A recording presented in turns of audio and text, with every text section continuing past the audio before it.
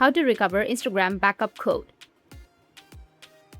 So if you want to recover Instagram backup code, then what you need to do is first open up your Instagram application.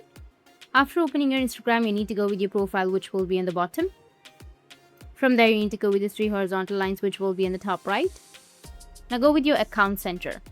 Under account center, you need to go with password and security, and you need to tap on two-factor authentication. Once you tap on it, go with your Instagram, and here you will have an option of see your list of backup codes, or you'll have an option of SMS or WhatsApp.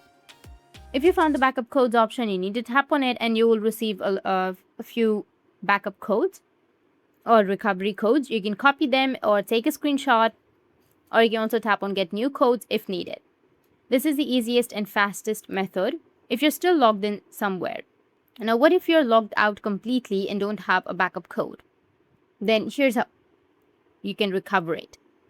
You can go with forgot password, and then you can search by phone number, or you can find by email or your username. After that, tap on continue, and you'll receive a code to your email address that you've just entered. But if you don't have access to your email, then you can tap on try another way.